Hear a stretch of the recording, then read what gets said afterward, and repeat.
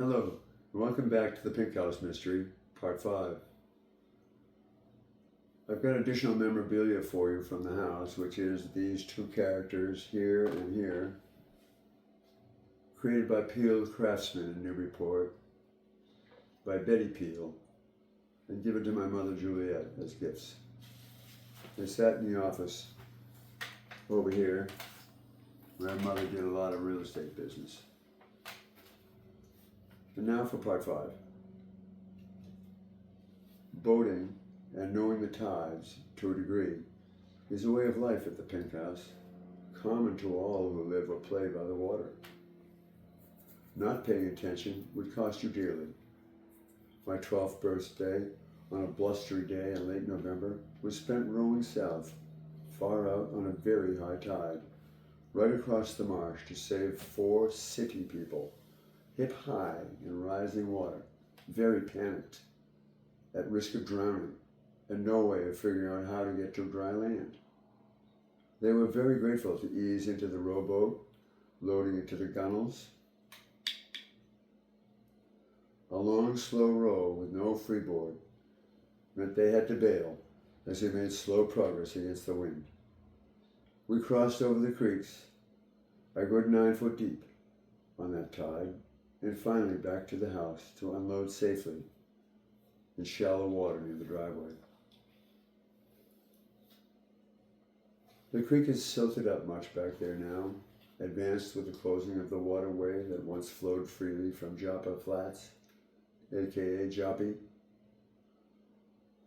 I recall the small bridge on pilings that spanned the creek, the Plumbush Creek, before being filled in by the Army Corps of Engineers in the late 50s. No one remembers that it was deep enough for local boat builder Ed England to launch his 24-foot wooden sloop there, bound for the Bahamas. Down the way she went, splashing in her first bath in the creek, before floating to rest, held by lines, bow and stern. It was from that now dilapidated building, once loaded with molds and lofting jigs across from Bob Lobster. Now, silting is happening with the Plum Island River too. It's getting shallower in spots, some say, with a narrower channel than used to be there. The Causeway Road acts as a levee, holding the tide from flowing south, contributing to the even higher water on the north side of the road in any big storm.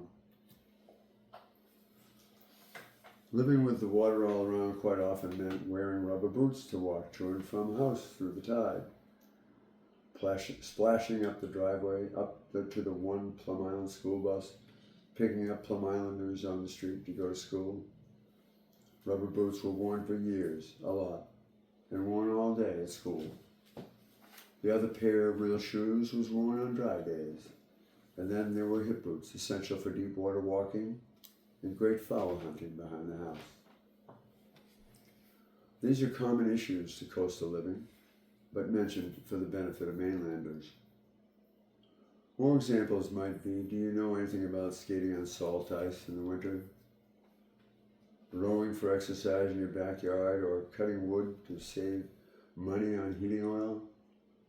And then there are the perennial, innumerable flocks of geese and ducks flying over the waving grasses, honking or peeping and quacking on the way. Or the snowy owls on the chimney we wave to on our way to school every year. What about huge salt icebergs in the summer on a brutally cold, sunny January high tide?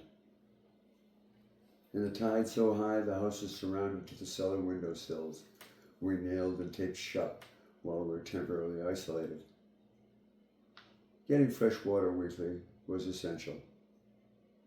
Jugs would be hand-carried out of the house to fetch water from the city fire station for years, and then back into the house.